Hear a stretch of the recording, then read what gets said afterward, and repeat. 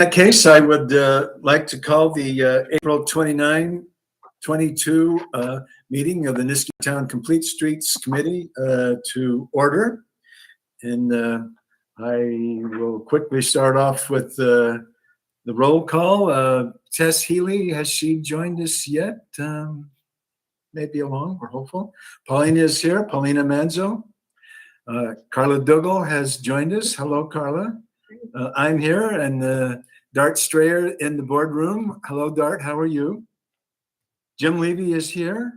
Elise Corbin, I hope, can come. She's had a lot of thoughts on things, and I'm kind of sorry that we've haven't been able to figure out a plan to where she can bust out of school and come and join us. Andrew Millspaugh, are you here with us, Andrew? Hello, how are you, sir? Yep, hi, just joined. Good, good, thank you so much. And Catherine Kuzman called in. She is attending, I believe, a wedding and is out of town and won't make it today, but she wished she could be here, and she did send along a little information about her committee. So with that, I'd like to move to the minutes for March 25. Those were shared by Laura with folks, and I guess I'd just like to ask quickly if there is anyone who has a correction or an amendment or anything to our minutes for March 25.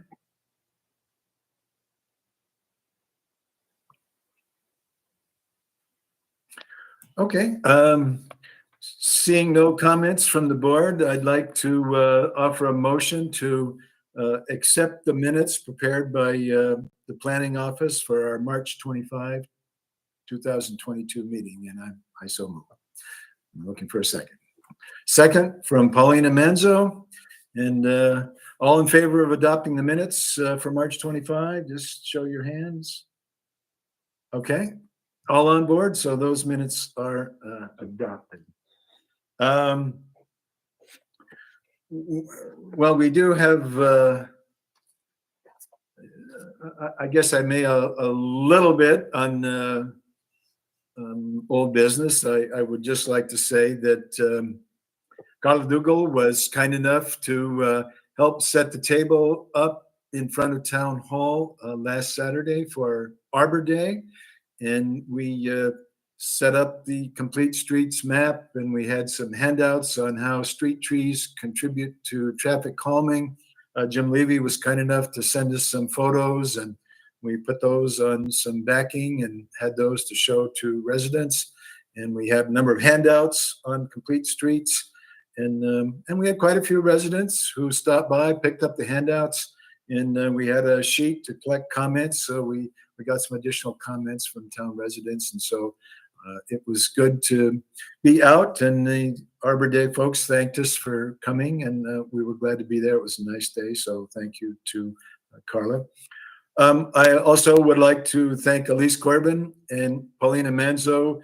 The three of us went down and presented comments at the school board meeting on Tuesday night, April 26, and comments on the items that we had suggested to make school campuses more walkable and bikeable. We presented our rationale for why we would hope the school district would adopt some of those, and we may return to that later in the meeting, but it was nice to have some members go and present. Okay.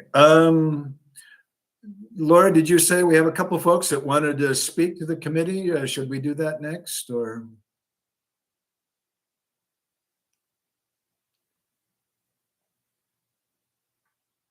Sorry, we're having crises in the office today. What was the question? Are there folks in the town hall boardroom that wanted to offer a public comment to the Complete Streets Committee, or? Oh yes, there are. I told at least the one that I saw that he can just go up to the podium. Gino changed the camera and we can hear him. Okay, why don't we do that? So hi, my name is. Can you hear me? Okay. Yes, we can. Go ahead. Hi, my name is Matthew Lean. I'm on Brittany Place in Niskayuna. First, Bill, and to the Complete Streets Committee, I want to say thank you profusely for coming to the school board meeting and vying for additional, safety and structure around walkability and bikeability to schools. It's something that I used to do as a child. I used to bike to school approximately the same exact distance in a lot more intersections than my children have to deal with. But there were sidewalks, and we don't have a lot of sidewalks, particularly on one side of Niskayuna. And I think that if we can strategically think about those plans collectively, not just with the school district and their activities, but maybe even with, the parents and the students, and figure out like what are some of the, routes that would be great to have our kids use. I think that I'd love to help be part of those conversations. And I want to thank you for spending the time to go there, even though I don't think you got the reception maybe you wanted, but I think that given some time and effort, we can really make it so that my kids could get out and ride their bike to school and home and safely, and in a way in which gives at least myself and other parents less anxiety. So thank you very much for that. Okay. Matthew, let me just say, we do have a big town-wide map that has plans for getting around the town. And we do have an electronic copy, and we have a bigger one. And if you'll give me your street address, I'll drop one off so you can see it. I would love to have a conversation with you around that map. So thank you very much. Another point very similar in that vein, I know that there's an extension to the main pedestrian artery, or one of the main pedestrian arteries along Windsor going through to River Road, and that will be complete and get connection out to Blatnick Park. I do have a bit of a concern around the safety of, let's say, my children are a stone's throw from the path, and I want them to use that path. I want them to go to the park, play in basketball courts, and come home for dinner, right? I want them to get active use out of that. My concern is River Road is a very, very busy road, and even the existing cross path with with striped markings. Even when I'm with my kids, I worry. Just maybe it's my anxiety, or maybe it's just that River Road has faster cars going through it that aren't expecting a light. I do think there's really two things that maybe we could do. Is one is I'd like to understand what type of mechanism would be there, whether it be a crosswalk button and a light to warn warn cars to slow down, or some sort of sensor, or some sort of just light that replaces an existing light that was over at Knowles, right? That existed. It was a blinky yellow. I don't know when it would ever turn red. I never saw it turn red, but that got taken down, and maybe that could be repositioned and have some sort of engagement with pedestrians. The other is I grew up on Long Island, and we had a few towns that had this thing called Safety Town, and it was a program funded combination federal and state to basically create an environment to train children and get them familiar with a pedestrian safety, bike safety, even car safety, but it didn't really get to that age. It was mostly about riding your bike, etc. How do you signal for turning and looking left and right, and it was like a mini city. I don't know if we need to get to that point, but there may be an opportunity now that we have this connectivity to Blatnick Park to maybe even have some programs at Blatnick Park that talk about pedestrian safety and incorporate that intersection into that. I think that intersection is going to have a huge amount of children at it. You have lots of sports that occur over there, and it would just be great to have my kids go to a sporting game and come back and forth by themselves. And if we can do some sort of pedestrian safety program aligned with the actual intersection, I think that would be amazing. So I just wanted to give those thoughts out there. Thank you. Thank you. Laura, do you want to say a word about the crosswalk that we have planned at the housing development across from Blatnick Park? Yeah, I was just trying to see if I could find a plan that shows the details on it. They're either push button or sensor ones, but I think it was a push button because it just made more sense for it to be a push button there. But I was just trying to pull up drawings, but it's definitely not proposed at this time to be like an overhead light. I don't know how Capitol was able to get that overhead light, but it's doubtful that the county would give it to us at this point. but the crosswalk's being realigned so that it's not at an angle. It's going to align with the intersection of the new Kelts Farm Road, and then it'll be newly striped, and it'll have blinking lights that either sense you coming or a push button. I think it's a push button though. Okay. Well, I think Matthew has a good idea in terms of pedestrian safety, bike safety, doing some programs. I mean, we have tried to do that at our bike rodeos that, that we've had the last couple of years. And we had at one point talked a bit about a loop, a training loop that would start at Town Hall, go down Orchard Park Drive, go down the bike path all the way to the end of Knott Street East, cross River Road at the new push button crosswalk once it's put in, go down a little ways, and then all the way down to St. Joseph's Drive, where you'd cross another push button crosswalk, come back on Orchard Park Drive to Town Hall. Now, we need 2 push button crosswalks to be in, one at across from Blatnick Park, which is on the way with the housing development, and then another one on St. Joseph's Drive that we're working on. But that would be, even if we only had the one in Blatnick Park, we could go back across that one and come back to Town Hall. But it's a good idea. It's a good idea, and I think we should consider it. Yeah, thanks for coming, Matt. Those are great ideas, and we appreciate you coming and presenting them to the committee. Thank you very much. And I'll also point, I have somewhere references to the different grant programs that are provided for various different pedestrian and bicycle safety from, federal and state venues that might help as well with that. Matt, can I ask, what was the name of the pedestrian safety program that you mentioned that you participated in on Long Island? Safety Town.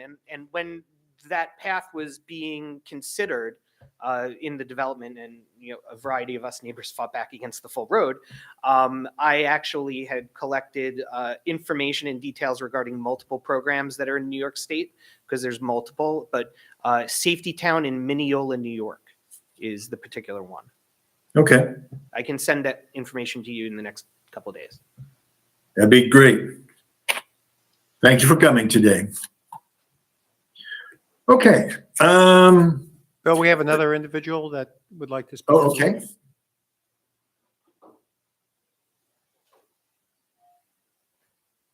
My name is Audrey Cox, and I live on Winnie Road. And at the end of Winnie Road, it's a dead end, but there's a gate there that the town put up a number of years ago, and it has collapsed.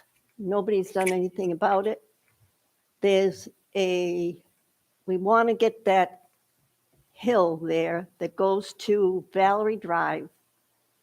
If we can get something done on that hill so that we can use it to go to the new bike walk trail, instead of using Route 7 to get there, which is becoming very dangerous, Route 7. There was a bad accident on Mohawk Road. A woman was killed in a car accident.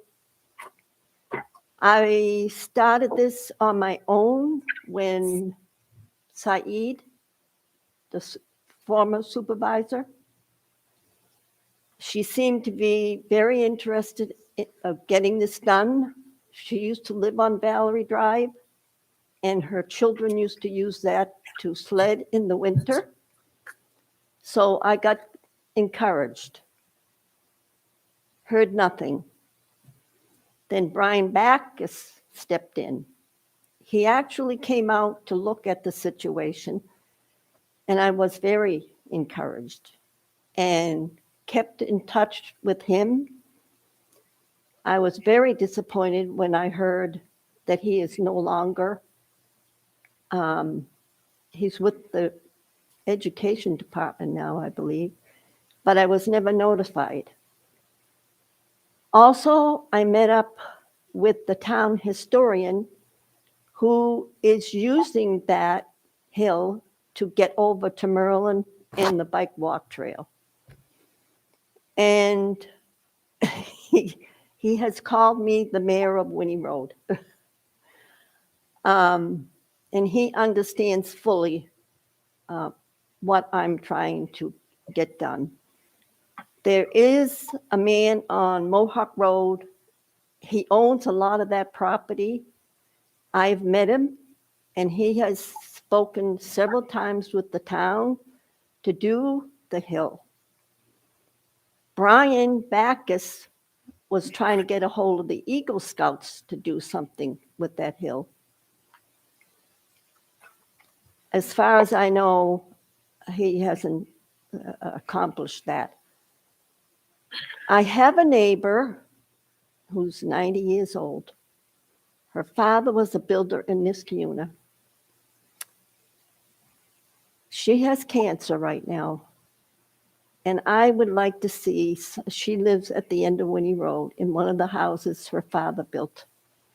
And I would like to see something, a beginning to this for her before she passes away. What the town did in previous years for the trucks to turn around, for the buses to turn around, was make a spot in front of her house that's always a mess. Have them, the buses and the trucks, all these vehicles trying to turn around at the end of Winnie Road is horrendous. There's a new neighbor on Winnie Road, and he is in constructions. And I sent Brian one of his cards, and this man said that he would be willing to do Winnie Road Hill. Now, the property there, some of it, as I said before, is owned by a man on Mohawk Road. His first name is Bernie. Then there's a veterinarian who lives on Winnie Road, and some of his property, he owns some of that hill. I've gone around with a petition. They were sent to Brian. I've emailed him at least 6 times, communicating with him. Is there a folder with all that information in there? According to Susan Posinelli, she doesn't have any information. So I'm really hoping by coming to this meeting that I will hear something about the end of Winnie Road. If somebody from the town could drive down there and stop and get out and look at the hill, it would be very much appreciated. Thank you. Thank you, Audrey. Thank you for coming down. And we can certainly reach out to Brian Bacchus to ask if he'd be willing to share his information, or if you have copies of emails that he sent or copies of emails you sent, you can certainly, could they send them to you, Laura, or send them to Complete Streets? Yeah, well, I just wanted to update you guys on a little information. I pulled up our Complete Streets map that Mark did, and I just so for clarification, the Complete Streets has already marked this as a connection that we would like to see. Can you guys? It's right here. So here's Winnie. It's this little blue section right here. If that land is in the hands of private property owners, would we, if they're amenable, could the town ask for an easement for a trail going across their property? If they granted an easement, then could the highway department cut the brush back and do something there? Well, you know that we can't really volunteer the highway department for things. Right. No, but if we got an easement there. Right. So actually, and this is just a more zoomed up view, as you can hear from her. If you can see the contours, there's quite a bit of contours, but this is the end of Winnie Road, and then this Adam Drive stub is basically paved to the end. So it's essentially I mean, you'd have to figure out what the grades are, but it's like, it's not very long connection. Is it- A little slow. Is it currently wooded right now? Yeah, but there's kind of a, a trail, but the supervisor, the supervisor and Mrs. Pulsinelli, I think, heard this resident's concern and reached out to me. And so we were already looking at where this connection was in the land of what had been done through the former administration and what would be needed to do. And so what we identified was the next step is to check and see if there is an easement there already. And if there's not, the first step would be to secure legal access through there. So they had said, let's look in our files, see if we have a legal easement there already. And then if we don't, our first step would be to reach out to the landowner and see if they'd be willing to grant us an easement there. And then the next step would be figuring out how to fund it, how to create it.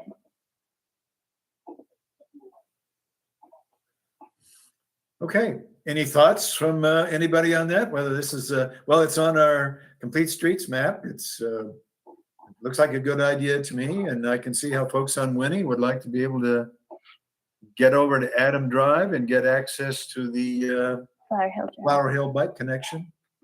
Yeah, it seems like a logical connection. Okay. So, because they're sort of a dead end.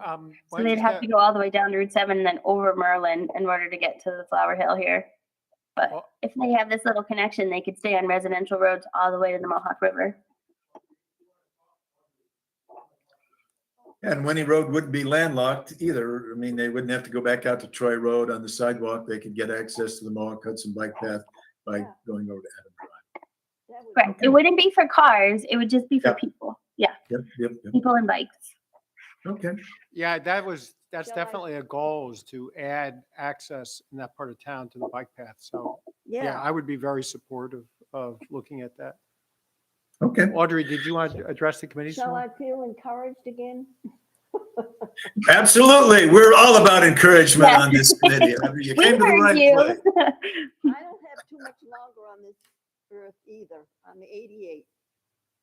So I want to accomplish this for the young folk that are moving in. There's about 4 neighbors that are in there, getting up there. And the rest are young couples moving in. Well, we'll be most grateful, Audrey, if you actually know some neighbors that own the property that would be willing to consider an easement. That would be a big first step Well, the right there. veterinarian, I'll talk to him again, but everything is on that paperwork that I sent in to Brian and the emails. I'll send the emails to who? Oh, whoops. I'm sending to me. Town planner Laura Robertson, which is Okay. lrobertson@niskayuna.org. Yeah, okay. I'll get it when I go out. Okay, well, thank you very much. Thank you, Audrey, and thanks for coming down. Okay.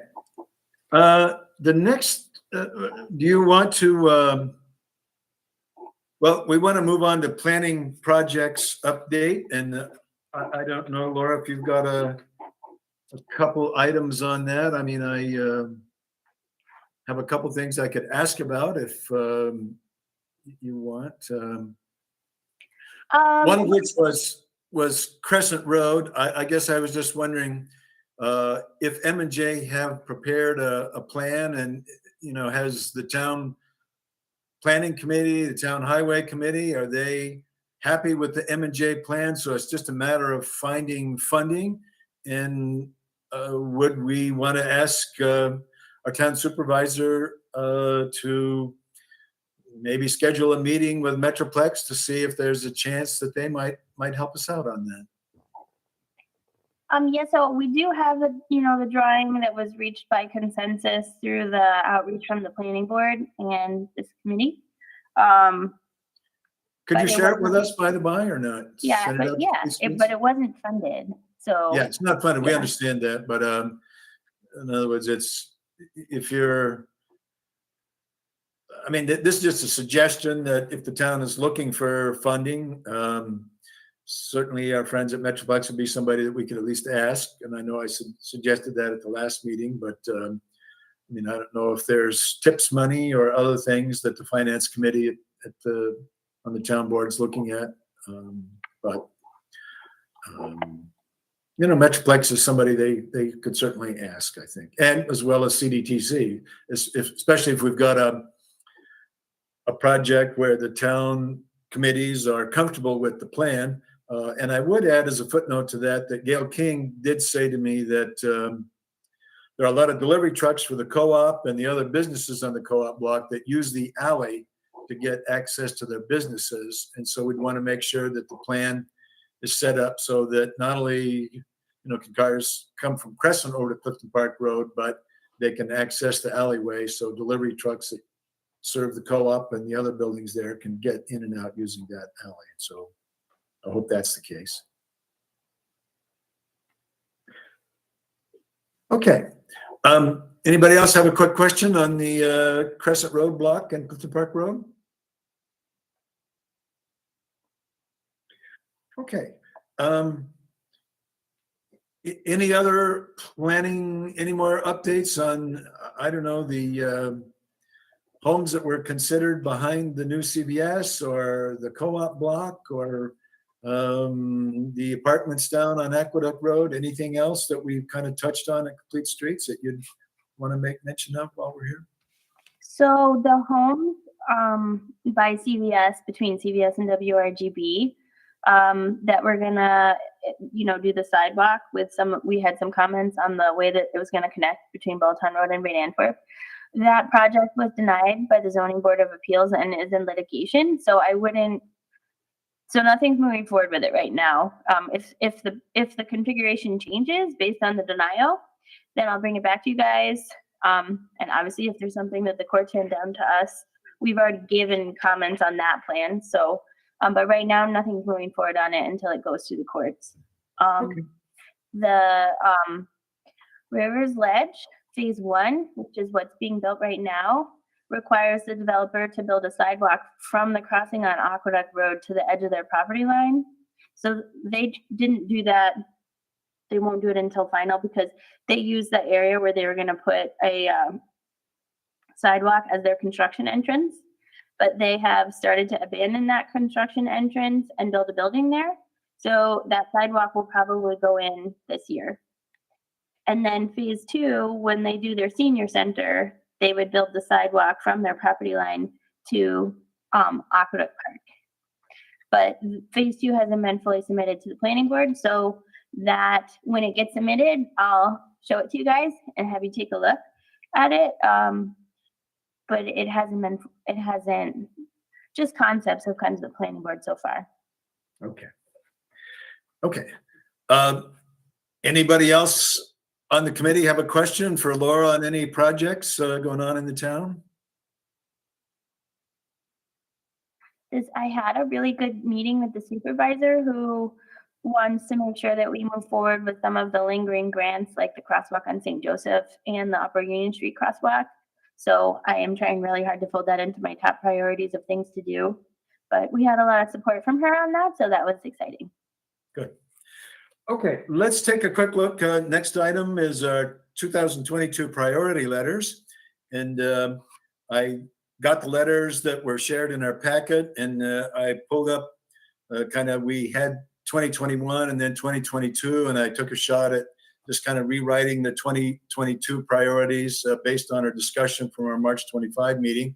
And I don't know if Laura, if you can pull those up, and let's just take a quick look at those. And I just want to see what committee members think about. Really, this is my effort to write up what we talked about, and just to see if they're still the same priorities we want to do and in the order we want to do them. So, school district. Again, I have A is just a 20-mile-an-hour, maybe it will be 25-mile-an-hour speed limit on Balltown Road, which the town has sent a letter. We're waiting to hear back, I believe, from the school district to submit this letter to DOT about getting a reduction. And this was kind of the first item in the work that Jim Levy had been working with CDTC on, is to get a school zone.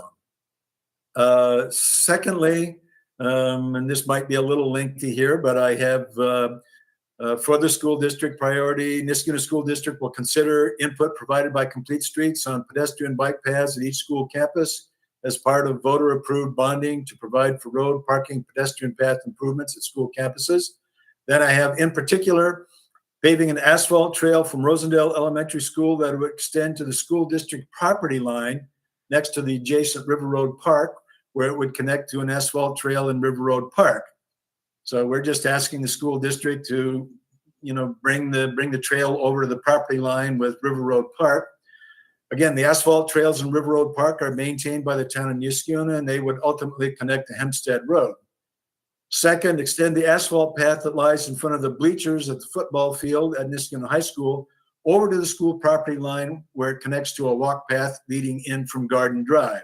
So it's kind of, as I said before, they have a new path that would run in front of the bleachers. We just want another 100 feet that would go where the long jump path is and just extend to the school property line where you'd come in on the walk path from Garden Drive. And then third, provide a short asphalt path from the paths next to the baseball field in the northeast corner of the high school property up to the school property line where it joins a town maintained path coming in from Orchard Park Drive.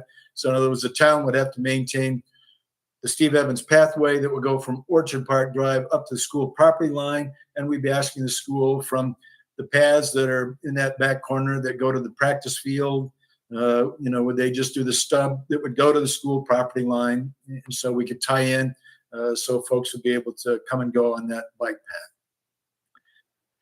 And then number C, school district will work with the town of Niskuna on examining the feasibility of a crosswalk on Balltown Road at the Craig Elementary School entrance. And again, I'm emphasizing feasibility. I know Supervisor Tangora was reluctant to think about a crosswalk there. He's like, we have elementary school kids at Craig, and we don't just want to. You'd have to have a crosswalk that would be supervised by a crossing guard, and so I think we have some other things we need to talk about. Jim Levy does point out that the satellite pictures do show there actually was an asphalt strip that went from the west side of Balltown Road down to the entrance at the Jewish Community Center. So we would like to see that, but we need to certainly have a safe way to get across Balltown Road. So. Again, just on the school priorities, does this sound like what we wanted to ask the school district? And does anybody have a thought or a correction or anything on this language? I don't want to add another thing, but I'm just curious, if we're asking for a 20-mile-per-hour school zone in front of Craig, why aren't we doing it in front of the high school as well? Is it just because they're high schoolers? We figure they're old enough to cross the road? They're daredevils, Paulina. I've been taking my daughter up to the high school for track, and when school lets out, there are just packs of kids trying to cross the street, and they are not all using the crosswalk. And just like Elise said at the board meeting the other night, some of them are crossing at Crescent. A lot of them are not using the crosswalk. And I just thought it would be a good idea to have this be a school zone too, just to have people slow down and know that there are masses of kids leaving here at this time of the day, and just to slow down and be cautious. And, if it applies in front of Craig, why doesn't it apply in front of the high school? Yeah, Paulina, you make a good point. I think there are a couple things. One is that, CDTC and CDRPC did a study, up on Balltown in front of Craig and the JCC. So we've got some data and other things that have been looked at there to back up that recommendation. I don't know that we ever really talked about it in front of the high school. I definitely know what you're talking about. I live right off Balltown up there. I guess one of the differences is not to say that it means we shouldn't advocate for it, is that there are 2 stoplights and 2 crosswalks in close proximity to one another. And then there's actually a 3rd stoplight further up at Lexington Parkway. that is different than what we have up at, Craig, where there's nothing. Once you get past River Road, it's just a wide open road all the way down to the river. So the setting is different, but I certainly agree with you that the idea is the same. And yeah, I know a lot of kids cross at Crescent to try and avoid the intersection because they don't want to cross there. There's been talks about putting in a mid-block crossing. I don't know if we'd get that or not. That's a state road, so they're harder to deal with, say, than trying to get something done on a town road. But even if we put it in, it's not to say everyone's going to use it either. I mean, people cross all the time, but I don't see why we couldn't I can't include imagine it. Just- they're going to have 3 crosswalks in 3 blocks. You know what I mean? I have a thought on that if I could offer it to Pauline and Jim, which is, and I do want to do, 2 things. One is I want to sit on a chair and, collect some data both afternoon and morning on people crossing at Crescent. But also, we're going to talk about it a little later. Elise Corbin has said, gee, we could do a survey of high school students and just to see how many self-report that they are crossing there to go back and forth, which would add to our data that we could collect. The other thing I thought about asking the committee is, if we just had a sidewalk that asked the state to do a sidewalk from the Sunoco station down to Rankin Road, would students that walk up Crescent Road from Clifton Park or Knott Street, would they just stay on the sidewalk and walk on the west side of Balltown Road till they got down to Rankin Road and then use that crosswalk to get across? In other words, if there was already, rather than doing another mid-block crosswalk, if we just asked the state to put in 1 block of sidewalk from Crescent Road down to Rankin Road, the students could walk on the west side of Balltown Road and then cross at Rankin, and that would do it, I think. Some of them do, Bill. They actually walk already in kind of the gutter that's there, the rain gutter on the side, and there's a little bit of a shoulder there. I don't know if that would change the behavior or not. Behavior is a tough thing to change. But there at is- least there we is would a have an sidewalk. option. We would at least have Yeah. a safe option in a sidewalk there. So if they decide, I ain't a sidewalk guy, I'm risk getting run across the cars. We've created safe infrastructure, encourage people to use the crosswalks. You can't stop kids from doing what they do, but at least we can say we have encouraged infrastructure there so you can get across using a safe mechanism. So I just think the state might be more willing to consider a block of sidewalk than a mid-block crosswalk there. So Either way, my point was that there's still, some cars are slowing down for the light. Not everybody is. And it just seems like there's a lot of traffic there, even, not to lay blame. my but wife who drove to Shen said that she drove people there. leaving high school are driving really fast and taking that corner and not necessarily looking at pedestrians. It's just a lot of traffic, a lot of people at that intersection. And I just thought, why are we not asking people to slow down? Yeah, and I think all of this speaks to that video that Jim sent around. All the roads are for cars, they're not for pedestrians. And even setting the speed limit is, in a way, as the video said, backwards. You want the road to dictate the speed, not to put the sign that everyone's going to go faster than anyway. So, I agree with Paulina that it's not, we have to start somewhere. So I think Craig is a good place to start, but there's lots of places in the town that need work. So Yeah, if and we're we going had- to ask for it at Craig, should we ask for it at the high school or should we just do one at a time? Laura, is the letter already written and at the No, we're still baking it. for It's still in the signature? kitchen. Yeah, no, this is really, we talked about changing the priorities at the last meeting, but this is really the start of it. I wrote it in there really quickly because I was like, yeah, why not? I think you could, I'm okay with it being in there or out. It certainly can fit in there. But then my only other suggestion is somehow we have to make B smaller, more concise. Yeah, Pauline, the only reason I said what I said is that we do have data and a study backing up Craig. We don't have that yet for this one. So if DOT came back and said, show us the data, we don't have it yet. That's not to say we don't know that it's an issue or that we can't get it. But we don't have that background data yet, to be able to provide them if they ask. That's all. Which is not to say we shouldn't include it. It's just something to keep in mind. if we're gonna put that in there, then I do think Bill's recommendation of, or Elise's recommendation of getting that data to the extent we can is something we should put on the top of our list as well. So we have that, in our back pocket if someone asks.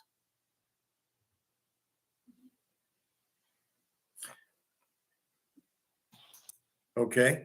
I'm all for leaving it in. I mean, I would just as soon send the letter and work on collecting the data. So if Mark Sicaldo, the state DOT guy, gives us a meeting in a month, if we work on collecting some data, I mean, we work with Elise on doing a survey, and maybe we sit in a chair and collect some data. And, we may not have it complete, but we'll say we do have the data for Craig, and we're working on collecting the data for Crescent and Balltown Road. Yeah, it becomes more of a Balltown Road speed, school speed zone discussion than, an individual, building or campus. So. Well, it kind of gets back to how many bites of the apple. I mean, we're looking at both. I don't know whether we want to just take the Craig bite first and work on the other one, or if we want to put them both in. And we can certainly do both. It's got a direct tie into what we've done up at Craig. I don't see why we couldn't include it. Again, I think it's a Balltown Road corridor, concept. Okay. It's just that we, like I say, well, we're gonna have to do some work to pull some data together for the other one. That's all. In answer to your query about the other detail, I know about shortening them up, and maybe it's a paragraph that would be an appendix or something, Laura. But I guess I just on the school district, kind of wanted to be specific about what we're asking for. That we're not asking the school district to pave Rosendale Road or the Steve Evans Walkway or do other things that's not on their property. We're really just asking the school district to do stuff that's on their property, which would be, like the sidewalk over on Hillside Elementary coming in once it gets to the property line, or, just extend this trail from the asphalt trail in front of the football fields over to Garden Drive or this other little chip. So that we wouldn't ask the school district to go over and put a sidewalk on Rankin Road from Balltown down to Clifton Park Road. That's a town road. That's something we're going to work on. But we just wanted to try to be specific on, what are we asking the school district to do in terms of stuff that's on their property. And like Rosendale and Iroquois, we know they're planning a path that goes from Rosendale over to Iroquois. And so we're just saying, hey, school district, please do the chip that will go from the playground at Rosendale to the town line at River Road Park. And then we'll ask the supervisor to do the other piece. So that was my thought in having more detail. I'm sorry, I didn't. Bill, you were also talking about putting a multi-use path that aligned the entranceway at Rosendale as well, like the one over at Birchwood. I know it would go right now to a road that isn't pedestrian friendly, but if you were sort of laying the framework. Yeah, you're right. We along. should mention that the Rosendale bike path or connection should go up to Rosendale Road and then down along the driveway entrance to Rosendale and then by the playground equipment and then over to the town line. So Carla is right that when you look at the entrance to Birchwood, they do have a pedestrian entrance next to the roadway for buses and cars, and we want that same thing at Rosendale as well too. So, and it's on the map that we gave them. We show a solid line that goes all the way. But you're right, Carla. We need to, if we're being specific, to spell that out. So, Hey, Bill, I had another suggestion, which I didn't see in the list, and I don't know. In Birchwood, there's a stub where Douglas crosses Laurie Lane, and we should have the school look at, right now, the last time I looked, there was a fence there. They should take that fence down and potentially pave that, because that would open up Birchwood for pedestrian traffic, not only on Laurie Lane and Douglas Court, but it would also allow students to walk from Empire and Gala, where the orchard used to be. we have included that, Dart, in our overall package of recommendations. In other words, we gave the package to the school district that had a recommendation for every campus, and we still support doing that. And I think maybe the work coming there is not work they're going to be doing in 2022. It may be later. And so taking bites of the apple I mean, the committee at our last meeting felt like, well, let's get Rosendale Road in the high school because the high school appears to have, I mean, they have the equipment already mobilized at the high school now. I mean, the little chips that we're asking for now, they could do in about 1 day of work at the high school if they were willing to do it. And the Rosendale Road, they may start on that this summer or start on it next summer. But we haven't backed away from any of the recommendations that are part of our overall plan. Okay, no, that's good. I agree with that strategy. I just didn't see it there and I didn't know the context of why it wasn't there. Yeah, That's fine I'll with me. forward you the packet that, we gave to the school board and, basically the September 18, 2020 letter, we have recommendations for every school campus and, Yeah, we're I still thought standing. it was in there, but I didn't see it on the list. Yeah. So, It's there. okay, good. Okay, any further thought on the school priorities or can we live with these for the priorities? So I restructured them a little bit. So we've got the crosswalk with Craig Elementary School and Niskuna High School, both on Bolton Road. Both schools are Okay. super close to the road. Now, paving asphalt from Rosendale, should that say Rosendale Road to this? Well, Rosendale Road. Yeah, because Carla's point is we want that asphalt trail to start at Rosendale Road and extend all the way back to the property line at River Road Park. So like through Yeah. through the property line with River Road Park. Okay. Okay, folks, as you look at these, will you give it a quick read? Is people okay with what we've got here?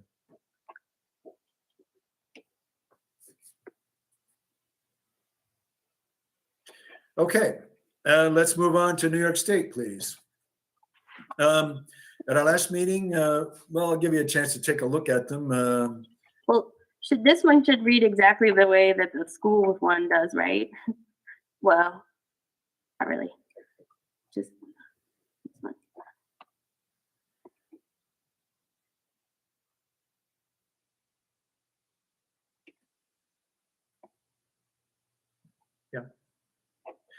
Okay.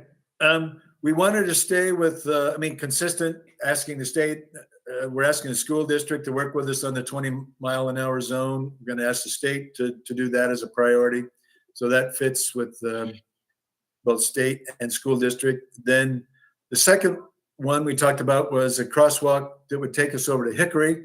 And Andrew, we want to thank you once again for the detailed data that you prepared on Troy Road that's got the bus stops and the crosswalks. It's a big help to our discussion.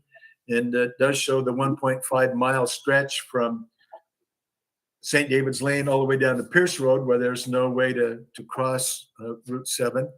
And at our committee meeting, people felt like we wanted to have it at Bellevue because it would serve both employees and people that use Bellevue and people that may have to use the bus to get to Bellevue Hospital. That Catherine Kuzman mentioned that she sees people having to make a run for it to get across Troy Road to get to the bus stop on the other side of the street, or probably the reverse if you get off the bus stop. Well, I guess if you get off the bus stop coming the other way, you're there. But or maybe just reorder it to put the two Route 7s together. Yeah. That's what I was going to recommend. C goes up under A, and So probably actually what this should be is like on Route 7.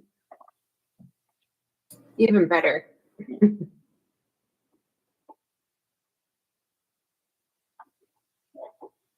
What kind of crosswalk would you propose there? Would it be like flashing lights? Would it be like a light type of thing? Or, I mean, I think we're thinking people push do button. come fast on that road.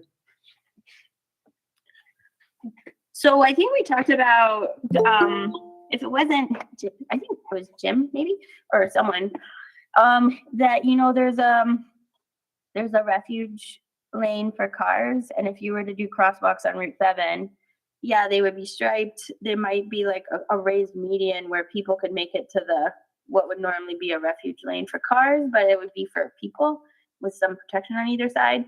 And then maybe lights. I don't know if the state would give us lights on Route 7, but a raised a crosswalk with a protected median in the middle is pretty safe, I would think. Yeah, if you've been out on Route 7 by where it connects with the Northway, there's a dedicated light crossing just for pedestrians.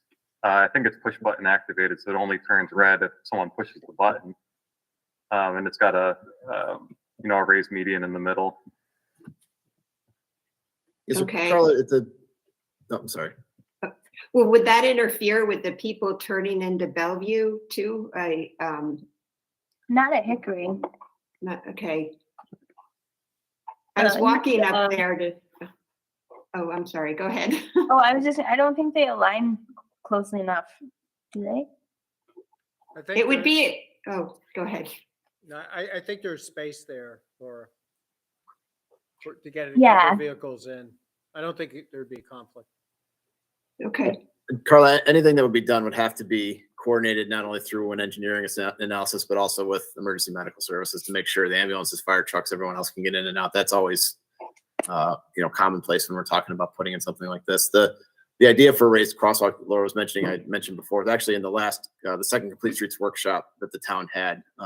We came up with some concepts that showed something like that. It was further down. I think it was toward Flower Hill more, but Yeah. same idea that those could go in anywhere. And just really quickly, that concept is something else. I'm thinking if we want, I don't know if we want to do it now. I don't want to back up at this point, but if we're talking about improvements to Balltown in front of the high school, a raised median would be something that would actually alert drivers to the fact that you're coming up upon a special place. And you could do one on either side of the entrance into the high school. That's a much bigger ask of DOT on Balltown Road than, even looking at a sidewalk, which was going to be my other comment for this. If we're talking about changes near Craig and the high school, I thought there was another bullet. Maybe it's on another page, the next page. Next page. Oops. That's the Where did county. it go? Oh, no, up above, one of the JCC comment there.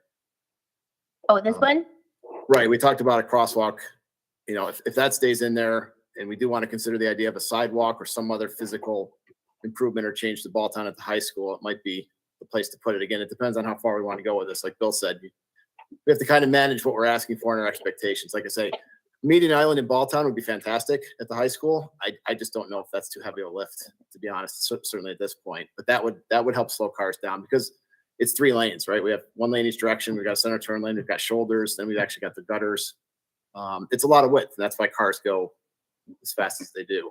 One of the reasons. So, but in here, if we do want to talk about a sidewalk, like Bill had mentioned, on the west side of Balltown Road, I think that might go in with C. And I thought that C might actually be best moved up under letter A. So kind of have the school A and B, Oh, yeah, and then okay. Route 7. Just in terms of organization.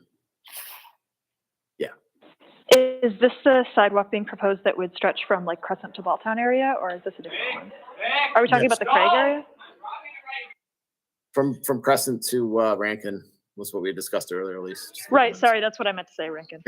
Yeah, there's a little chip from the Sunoco station down to Crescent where they don't have the sidewalk. There is a little bit of a sidewalk in front of the Sunoco station. So I would say, really starting from the sidewalk at the Sunoco down to Rankin Road and put the sidewalk in there.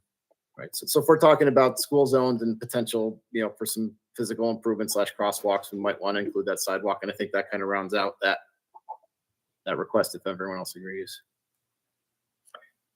Thank you to Elise and Tess for joining us. On the Troy Road, there were a couple things we talked about. One is the crash data for Route 7. Is that something you were going to work, Jim, on getting that from CDTC, or is that something the town planning office can do? Did I offer to do that? I can ask. If I offered and didn't do it, I apologize. I can ask for that. Well, it's just a thought. Secondly, we were going to try to find out when Route 7 is going to be restriped. Is that something Catherine Kuzman was going to do? Or if we talked to Mark Sicaldo's office, the regional DOT, would they tell us that? When is the next restriping? And then third, we also, I guess, wanted to know, are they planning on redoing the crosswalk at St. David's and Route 7 and Balltown and Route 7? I don't know, Laura, if you mentioned that at the last meeting, that they're looking at those. So, I mean, if they're going to redo those, would that be the time that we'd want them to do the one at Hickory? Or, I mean, maybe Hickory's not in the budget, but that was the thought. And then at some point, who reaches out to Bellevue to say if they'd be interested in helping defray some of the cost to do this? Is this just on state money, or can we make an ask of the hospital to see if they would kick in a few $1,000s to help with a crosswalk? I defer to Laura and what she's done before, but I would say we probably at least want to get an initial thought from DOT about what they're going to say about this. If they say absolutely not going to happen, I don't think there's any reason to go to Bellevue, but that's just my thought on Laura. If you have other thoughts, handle it. I guess when we meet with the state, I'm just wondering, would we want to have the town supervisor go along with the town planner and a couple of people from Complete Streets to have the meeting with the regional DOT to, just kind of talk about some of our priorities here? I mean, I know that the town board was kind enough to have a resolution endorsing our priorities for school, county, and the state, but I know Laura had mentioned we have several things that we wanted to talk to the regional director for DOT about things here, and I guess I'm just was thinking it might make sense for our town supervisor to attend that meeting as well too. So anyway, I agree with Jim that I would want a little bit more in place with DOT and maybe with engineers before we reached out to Bellevue. And like I said before, the supervisor has been extremely supportive of Complete Streets. So if she can attend, I would be happy to invite her. okay. And I think Catherine would be a natural to attend that meeting. And if there's someone else on the committee that would like to go, I'm too radioactive to take to any meeting, but maybe somebody else on the committee would be a good choice. Okay, can we look at? So are we all set with the state? Is everybody happy with the state language for the state? Let me just ask quickly. Anything else? If not, let's turn our eyes to Schenectady County. Here I had A, follow through on the grant opportunity for sidewalks on both sides of Grand Boulevard from the town line up to Van Antwerp Road, and then a painted bike path on both sides of Grand Boulevard. So again, the county has said they've made this application to CDTC. It's federal money that's coming through CDTC. They're going to try to get sidewalks. I presume those are concrete sidewalks on both sides of Van Antwerp that would be in Niskuna, carrying students and other folks all the way up to Van Antwerp Road. And then they're going to repave Grand Boulevard, and the thought is they would put a bike lane on either side. So it's a county plan, and we want the county to know that Niskuna Complete Streets stands behind it 100%. And so it's our top 22 priority. We've discussed in committee crosswalk at Knott Street and Regent Street. We're still very interested in that. We have the data on counts of students going back and forth across there. We still want that to happen. Crosswalk at St. Joseph's Drive and River Road. I mean, it sounds like we have money for that, but the county is still reluctant. But we're still supporting that as one of our priorities. And actually, we may have to talk to the county to find out, what more do you need? And then I have number D, and I don't know whether we want to put B and C together. So we've got 3 priorities. B is 2 crosswalks on county roads. But D is a side path on Rosendale Road from Rose Hill Boulevard to Elisha Kill Nature Preserve. And again, a sidewalk on Rosendale Road from Upper Union Street to Mayfair Drive, from Mayfair all the way down to Rose Hill. It's a concrete sidewalk, and there's not a lot of space from Upper Union to Mayfair, and I think the residents would probably want a concrete sidewalk. But, this side path, again, if it went all the way to Elisha Kill Preserve, it's going to, people both north and south of Rosendale Road, students and their parents would get access to being able to ride to the schools, Rosendale, Iroquois, and also the Elisha Kill Preserve. And lots of homes on either side. And also, if you could get across Troy Road at Hickory, people that live on the other side of Troy Road would be able to take a street between Troy Road and Rosendale cross at one of the crosswalks onto Rosendale and use the side path to get down. So that's our thought there. And county folks have said that this side path is on the radar. And I've asked Jim Levy and Carla, I've gotten started with a list of houses, and we're going to walk it. We're going to take some pictures so that when we share some input with the county, we've got fire hydrants or telephone poles or stonework or whatever that seems to be in the way, so that we can say to the county that, here's what we've got. Here's some cost estimates. Here's what would have to be done. Here's maybe how much property you'd have to try to acquire using your right of way and how far you'd go up. But that's a priority for us. So anybody have any further thoughts on county priorities?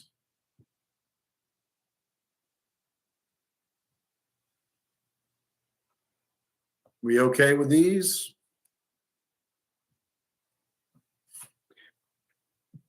Okay. If we're okay with the county, let's move on. And again, this would be, we're going to send a letter to Roy Fluman, who's the county manager, and we'd ask him for a meeting. So we'd sit down, give him a copy of our complete streets map, which I think he already has, but if not, we'll do that. And we'll, stress to him the importance of the crosswalks on Nut and River that we want to see, and support the work they're doing on Grand Boulevard, and also, stress the work that we want to see on Rosendale Road, and just let them know about what we're doing, so that when we come to the county, that we've done some of the homework that will help them do their homework and make a decision on whether they might consider doing it. So, but I do believe our county legislators are interested. They want to see the input of what we come up with there. Okay, Town of Niskuna, can we look at those? Okay, the engineers, the architects for the school district, and even some of the folks at the school district are, town, in the package I gave the school district, I stressed 7 or 8 items that are going on where other municipalities are acting to promote walkability and bikeability to the schools. And I had 7 or 8 items in there, but they still said, the town of Niskuna doing some things. And obviously we have the sidewalk that we have funding for on Plum Street to go from Van Antwerp to Nicholas Drive, I guess it would be, or at least the next property. And we do need to encourage the town to follow through if we see River Road Park as an avenue for bikers to get from the west side of Niskuna to Iroquois Middle School. Iroquois Middle School is going to be all 7th and 8th grade starting in fall of 2026. And so this is a pathway that Paulina's daughter on Regent, or Jim Levy's kids on Valencia, or my kids that were on Clifton Park Road, or other folks would be able to, Elise Corbin on Valencia would be able to get to Iroquois Middle School. They'd have to cross the push button crosswalk at Balltown Road. They'd have to cross at Van Antwerp. But other than that, it's basically town streets that you could navigate, go through River Road Park, and you'd be able to get access to Rosendale and Iroquois Middle School on a bike and do so safely. And Elise has mentioned that she has ridden through River Road Park. A lot of times it gets muddy and stuff, but we need to ask the town to really extend the asphalt path down to Hempstead Road so you could get in on a wheelchair or a bike. And then we also need to make sure we have a solid asphalt path that would go over to the school property line at Rosendale Road. And it's a swampy area, so, it would be a work, but that would be really our top priority for the town, is to do our part. And so we can answer the school district that, we are doing our part. And, some part of our part might also be doing an asphalt strip on Garden Drive to the school property line, or asphalt on the Steve Evans walkway, and other things that we're working on. But anyway, are people okay with A for priorities for the town of Niskuna? I wanted to bring up the issue of bike parking. So I had a parent who emailed us, and she mentioned bike parking as an important part of the school district plan. So I wondered if that might be something we could consider talking to the school about. I'm not sure, or to the town about. I'm not sure we've done that yet. In our recommendations to the school in our September 18, 2020 letter, I mean, we do mention adding bike racks really to each of the school campuses. So we have said that. If you want to return to our priorities for the school district and put another sentence in somewhere, I mean, I do agree that we need bike racks, but really, you want to put it in, let's put it in.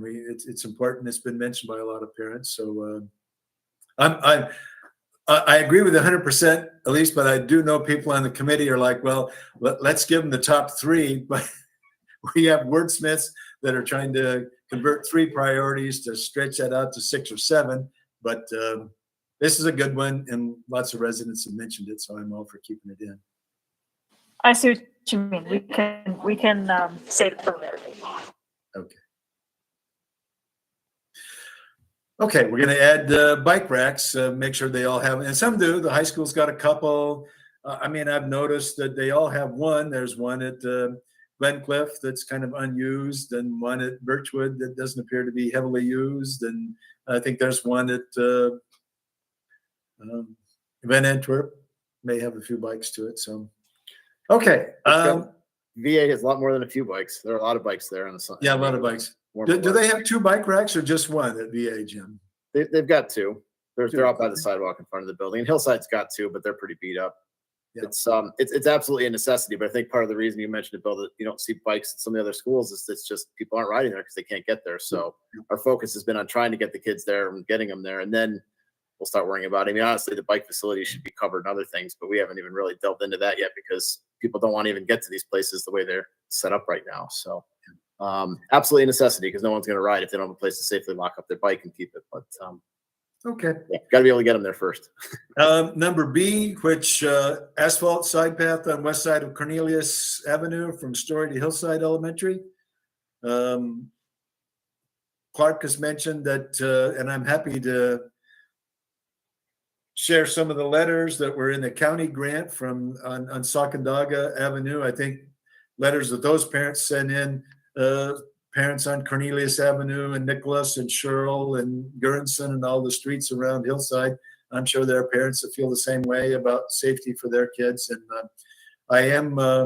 there was a student that got hit in 1991. Parents lived on Cornelius Avenue. I'm going to ask one of the town board members to get the police report on that. And so, I mean, it was 30 years ago, but the point is we've still had serious injury on this road, and we can't on any, and so we want to prevent those from happening. And so I think Laura told me, I've forgotten what it was, but I think we said $300,000 on this or something. And so it's an ask there. And again, all these asks, we're stressing the schools first. It's an ask to the town, but really all of them are geared to the schools. So the school spending money on asphalt paths or sidewalks, we're starting with the school districts first. Number C is Birchwood Lane, sidewalk or asphalt path on Birchwood Lane from Troy Schenectady Road to Birchwood Elementary. And again, there are lots of, when you look at the map, there are lots of homes that are off of Birchwood Lane that if we had a safe walkway there, you could have the walking school bus where parents would bring their kids up, walk along the Birchwood. You've got a push button crosswalk that would get you across Birchwood Lane. And then we have an asphalt path there where parents could walk with their kids to get down to the school that would be separate from the roadway where the buses and cars go in. So any committee member input on these 3 priorities for the town for 2022? So we don't have to put in Plum Street for Hillside because that's a done deal. That's happening. Yes, that's my opinion. They've said they've got the bonding money and they're going to do it. So I'm hopeful that that's going to happen. Yeah, it was on the resolution for last Tuesday. Okay. Oh, say that again? It was? Yeah. It was included in the bonding, and I think they Oh, finalized good, it. good. Yeah, great. Well, God bless, I say. So that's happy news. Bill, I guess the only question I'd have is just if we want to designate the west side of Cornelius Ave on Story, or if we just say, and ask, a side path on Cornelius Ave, because I know we've talked about which side is which. I do think the west side is going to be a little tougher and more expensive because of the existing topography. And it also means then the kids have to cross the other roads that the cars are coming up to get into Hillside for drop-offs. Yeah, but then I've heard it's expensive to move the power poles. It is. There's not a lot of space on the east side. I mean, there is in some places and not, but you have to move some fire plugs and move power poles. And when I look at the west side, I mean, maybe we can just say on the street, but when I look at the west side, you wouldn't have to cut down a tree. You wouldn't have to move a power pole. You wouldn't have to do anything. You got enough room on the street that you could have a green strip of some sort, and then you could have an 8-foot walkway for bikes and walkers. And I think the people I've talked to, several on the west side, the homeowners are agreeable to it. I think that's a big factor. And the snow gets plowed from Cornelius over maybe to the side path, but then you go from the side path to the yards. And I think once you get down to the parking lot, usually the school principal is out there, or you've got bus drivers that you'd want to, hopefully they're going to be careful with people crossing. And I know people have to cross the crosswalk. Kids would have to cross the crosswalk, but I don't know. I just think Bill, why does this say, shouldn't this be Ray? I mean, that Story Ave is the wrong road, right? It's from Ray Street. Okay. Yeah, Ray Street. I'm sorry. Forgive me, Ray Street. The only reason I say it, Bill, is just, again, if someone comes back and says, why the west side? I know we have our thoughts of why, I just don't know that we have the data. So I'm just thinking if we just keep it general now, we can talk about whatever makes sense later. And it's okay. We can do either one. I'm happy to do it. I just, I have a feeling that east side is going to be much more expensive. And so I'm trying to make it affordable, I guess. So, no, I agree. And that's where it's going to go. It's going to go to where it makes the most sense for sure. Again, just thought it might be better a little general, but either way, it doesn't matter. But it should absolutely stay in. I mean, I walk my kids almost every day. I drive them on the really nasty days. It's interesting on that end of Cornelius as you go into Hillside on drop off in the morning. I'll say that. Okay. If we're okay with the priorities, we've got a couple of items I'd like to get to before our 20 minutes runs out. So are people happy with the priorities? Do we want to add like sidewalk snow shoveling, like snow clearing? I know. No, that's a town ordinance. It's already on the books. Oh, you mean prioritizing the town giving the priority on the sidewalk?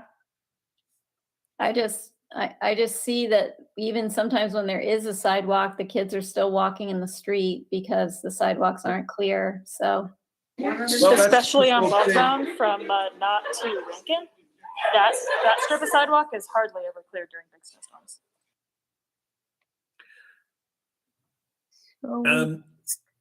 It's a very part of it is the town enforcing homeowners to shovel their sidewalks. They probably would be reticent to do it. One thing that we've talked about that I think is a great idea is you got town employees that are have a snowplow route. They do that with their driver. They get the snow off the roads. A lot of snow gets moved over to the sidewalks, and then the heavy equipment operator, once he's done with his car route in the plow truck, then he moves over to moving the snow off the sidewalks. I'd like to see the guy start on the sidewalks the same time they start on the roads, that you're moving the snow off the sidewalks. So at least the county and state roads where the town's agreed to remove the snow, we get those clean as the snow is falling down. And so you don't get the ice buildup. So the first couple of days after snowfall, people can actually walk on them. But I mean, that would probably require maybe getting another snow machine for the town and someone to drive it. So it's a good goal, but it's a heavy lift. And so we got to decide to prioritize our ask for the town, because they can't do everything. And the fact that they're willing to, look at Plum Street is a start. And so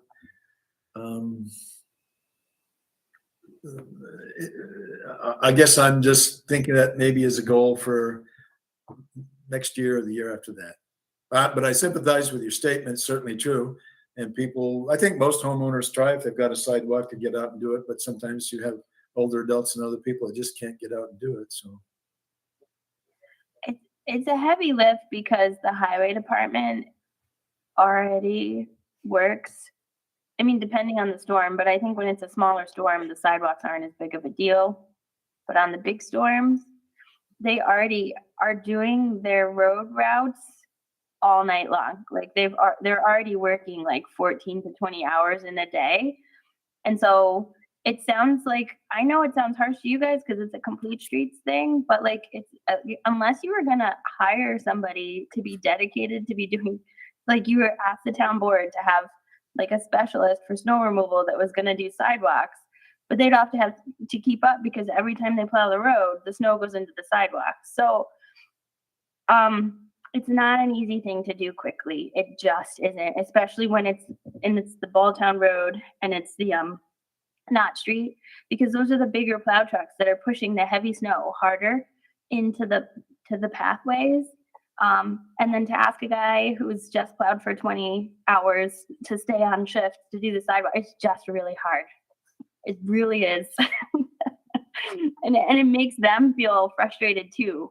So, I mean, I'm not saying that it's not important, but something the world has to evolve and change a little bit. And I worry that recommendation like causes some frustration or lack of understanding of what the highway department is doing during snowstorms, which is why I'd recommend not putting it in there. But you could. It's just you guys are coming from a completely different place than they are.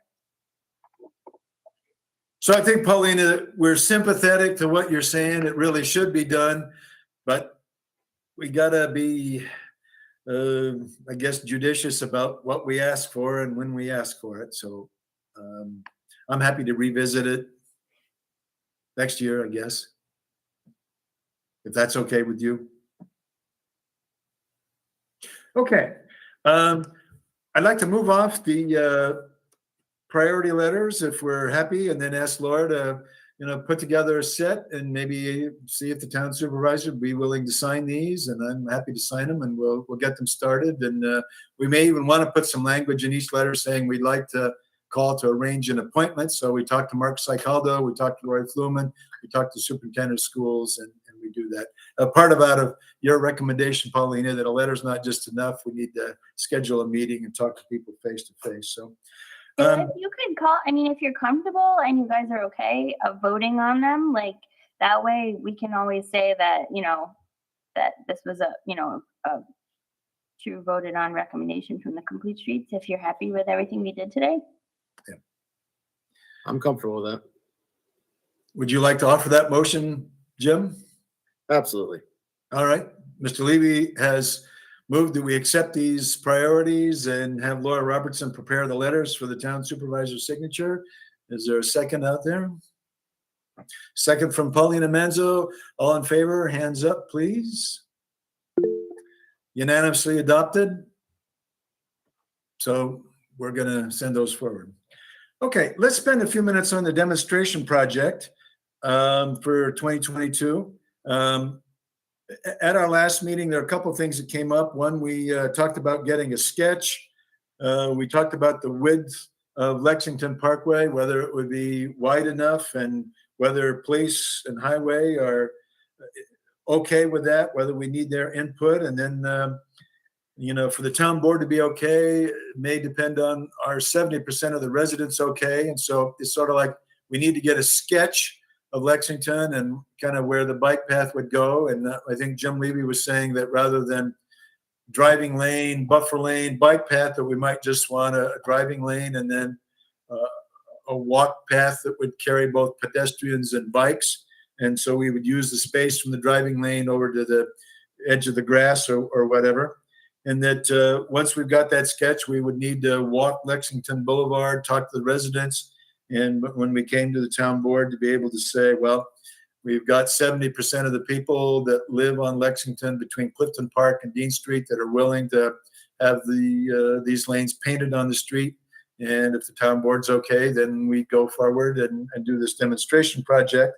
And I think we agreed that we'd paint the lanes and they'd stay up for, I don't know, a month or two or something. And then we'd have a Saturday get together, a little mini festival where we might have a couple tables at Dean and Lexington, and maybe block the road off and have bikers ride it, and then share complete streets information and get input from town residents on what they thought. And I guess I'm just wondering, is that an accurate summary of kind of what we talked about? And is that the plan that we want to use for going forward on the 2022 demonstration project? Any thoughts from folks on the committee? That's my memory of what we talked about. Okay.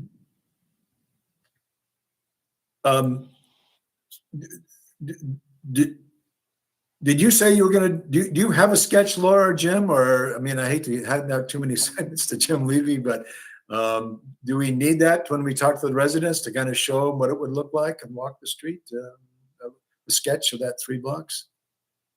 I can work on that if you tell me what blocks it is. Okay. Lexington Boulevard between Clifton Park Road and Dean Street. Well, so Bill, I was going to ask Laura, so I was just going through my old files. I did a sketch, a bunch of them a while ago. It was for a buffered bike lane. I don't know, Laura, if that was used for anything, if we're doing something different. I could pull it up. I just want to make sure my screen. I guess it depends on what we're talking about in terms of the final, or if I just would tweak this. Yeah, the one that I shared with the police and fire, it's labeled Lexington Demo Project Mockup. Is that what you have? I think I sent over. Yeah, it's the PDF of the 3 pages. Yeah, here. Yeah. I mean, you can share your screen too, but I got it. That's the last thing I remember. This is an aerial with the proposed treatments. Then that's what it would look like on Lexington, and then that's the overhead. Yeah, so that was for a buffered bike lane. If we want to do something different and we want to use these sketches, I can go back and tweak those. Oh, I mean, that looks like I see a passenger lane, and then buffered means there's just 2 lines, or there's no grass strip between the cars and bikes, right? So this was a 10-foot travel lane with essentially a 1-foot buffer area, which is those 2 white lines, and then a 6-foot bike lane. Actually, it was a 2-foot wide. I'm sorry, it was a 2-foot wide buffer, not 1. So we have 18 feet to work with, roughly, on each direction. Okay. None of the on-street bike lanes have grass that separates them. Like, they either are painted, or like every once in a while they put like breakaway, poles things, but they're not really poles, like little up and down things. But almost all on-street bike lanes are just paint. Correct. Laura, did you say that both police and highway committee have seen these diagrams, and did the highway department say we don't think there's enough space there, or do highway and police basically have to say yes before we go knock on the doors of residents on Lexington? So police said they have no specific concerns, except they always get a little worried when you mix pedestrians and bicycle with vehicular traffic, but that happens with or without a painted bike lane. Okay. The fire department said they don't necessarily, as long as we don't put any physical barriers up for the demonstration project, they would be okay with it. But they would just— They don't want piles of old tires up on the street? Yeah, they don't want that. I mean, we got in trouble for that one. One thought would be to evaluate site paths at corners to ensure drivers coming from side streets can see the bicyclists in the bike lanes and vice versa. It's a common issue on Parkway. That he said that was more on Grand Boulevard than Lexington, but it's kind of true. And then the highway department was concerned that we didn't actually have enough room to fit what we were talking about. So I think we had said it's possible, which Jim, maybe you're remembering, that the buffer strip go down to 1 feet. So they were worried that the vehicle travel lane wasn't wide enough. So we were talking about doing a 11-foot vehicular travel lane with a 1-foot buffer. Is that what we had talked about? I know we talked about that at one point. I mean, we can talk about what the options are. I think I did this based on the NACTO guide. We can go down to a 10-foot travel lane based on the NACTO guide, and it's not a problem in a lower volume, lower speed. Well, what should be a lower speed setting, like Lexington Boulevard. But what exactly we do, I'd want to try and be as consistent as we can with the NACTO guides. We just have to talk about what the options are. This was just the one I pulled together. I mean, Yeah. ideally, we'd have a 10-foot lane, you know, a 2-foot buffer, and an 8-foot wide bike lane at a minimum, or an 8-foot wide lane. But you know, we don't have that room. So sometimes when you're retrofitting, you got to work with what you've got. So Yeah, I think Highway 1 is an 11-foot vehicular travel lane for some reason. yeah, Not sure why. I mean, The at other that more thing point, is comfortable you're with- not going to be able to paint a double line between the bike lane and the vehicular travel lane. So what is Complete Streets going to be able to do to distinguish between the multi-use lane and the vehicle travel lane? so when we've done demo projects before, we did use paint, and we found a hand sprayer that like they use on a field. When I went out as my firm, and we actually did one of these up in Ballston Spa, we talked around with a lot of people, and the city of Albany actually uses a specific type of duct tape that they put down on the road. We did that. It held up all right. The road that we did it on Ballston Spa had a lot of truck traffic, and the truck traffic ended up tearing it up in places. I live right here, so I'll keep an eye on it. So like when we went out to tear it down a week later, there was tape kind of waving around in the wind.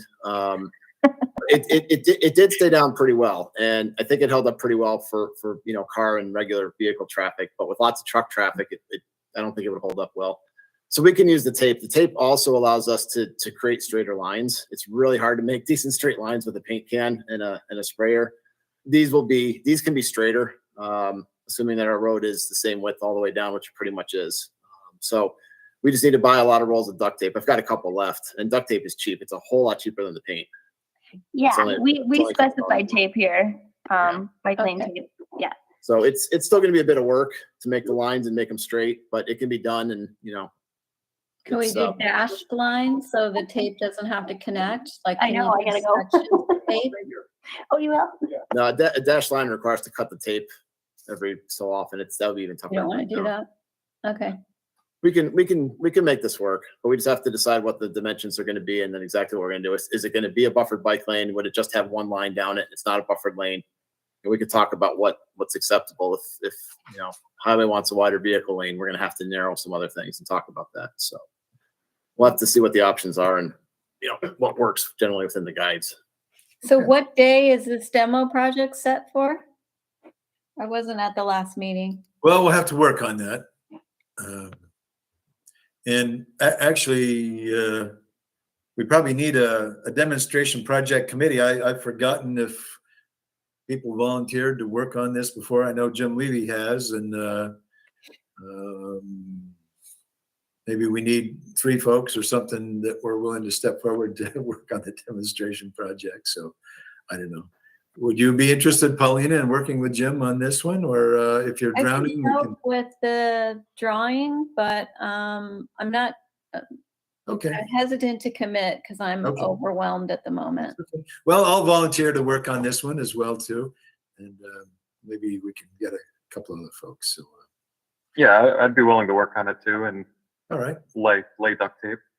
Okay, good. So we got 3, and we'll work on some others too. Okay, just a couple other quick things. So we only have 2 minutes here. Catherine Kuzman has met with a couple people on utility corridors. Again, she mentions that both maintenance and insurance are concerns, and she did mention that she'd learned from Jennifer Saponis at CDTC that some communities' national grid bills for time that they spend on a project and looking at trails under utility corridors. But they said they will work with towns, so we may have to work on a plan and suggest it to the town board and see if the town would be willing to reach out to utility corridors. And then another thing that Elise Corbin has mentioned, which maybe we can send something to you in the next few days, is she suggested doing a survey of high school students. That it's possible, I guess, you can email and just get responses back. And I said, for fun, why don't we, put together a few questions that, we'd want to ask about high school students. And one, just how many people go across Crescent Road on Balltown? How many might use the walkway at Garden Drive? How many walk into the campus using the Steve Evans walkway? How many walk in on Rankin Road? How many use the Knott Street East entrance? How many walk along Balltown Road and then go in the west entrance of the high school? We might ask how many students cross Knott Street at Regent Street just to see what kind of response we get from that. And we might even have some questions just on asking students, how do you get to school? How many bike? How many walk?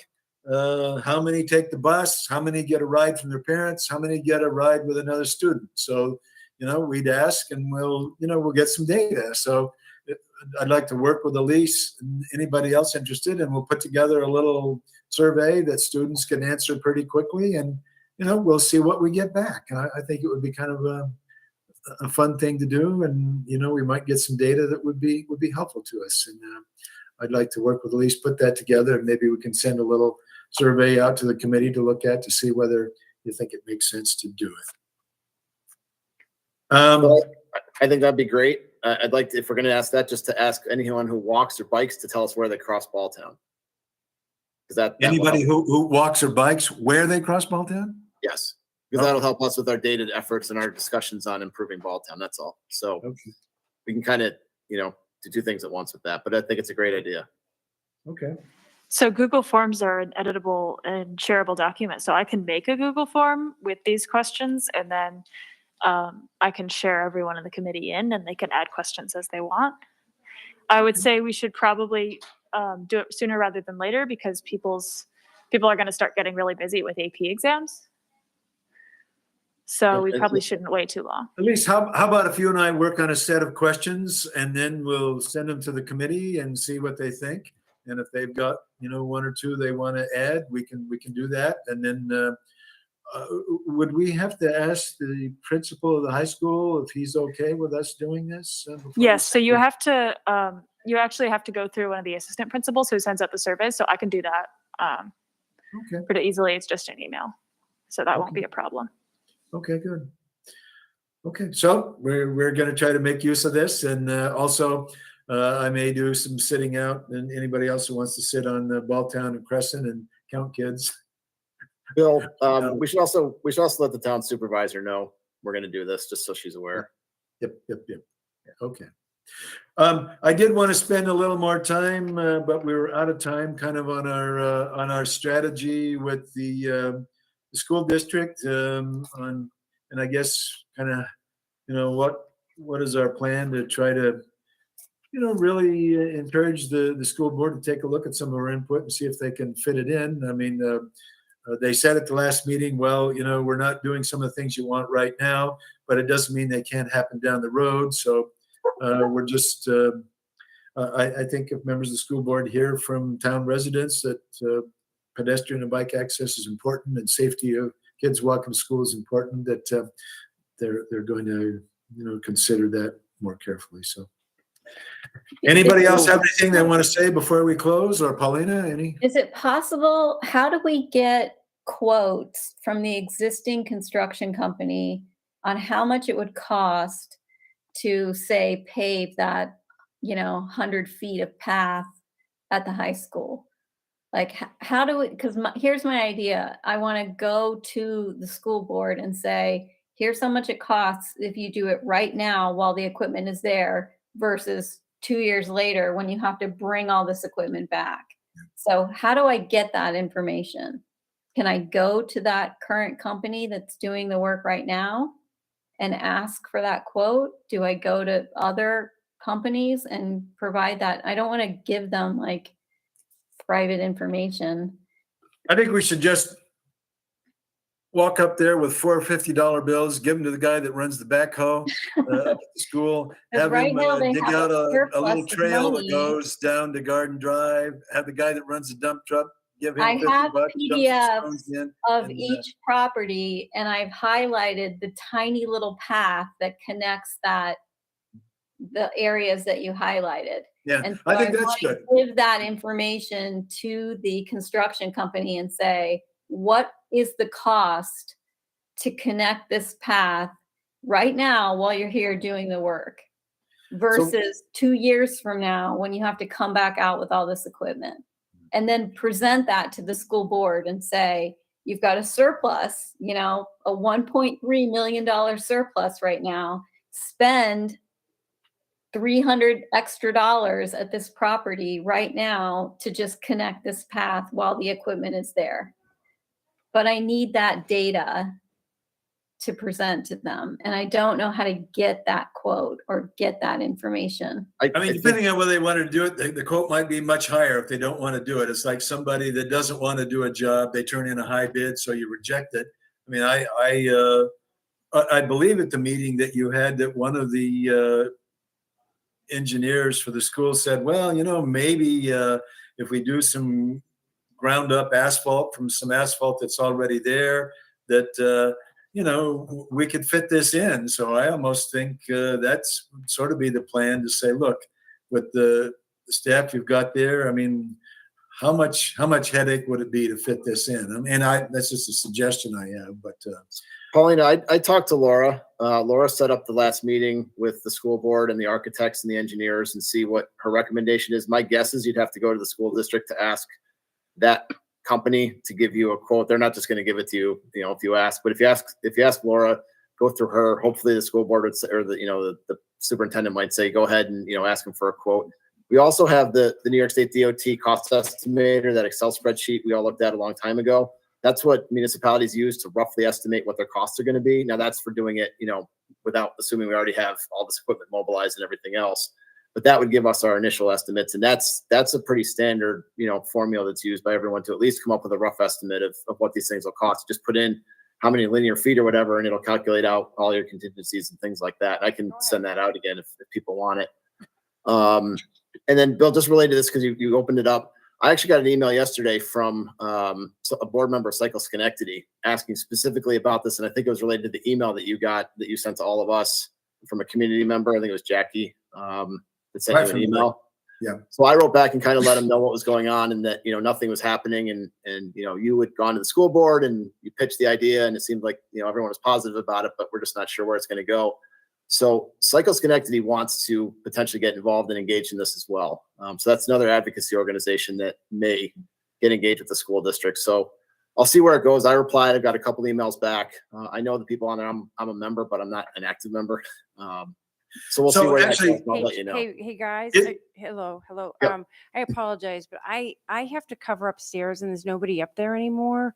So if we could start wrapping this up so that I can get back upstairs, I'd really appreciate it. Okay. Thank you, Gene.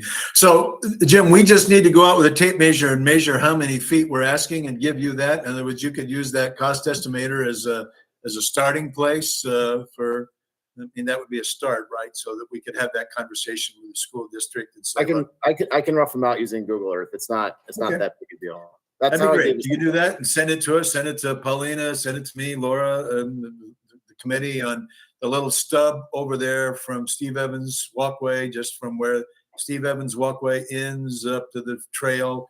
I'll send you the PDFs that I made, Jim. That'd be great. Be a great start. Thanks, everybody. Okay.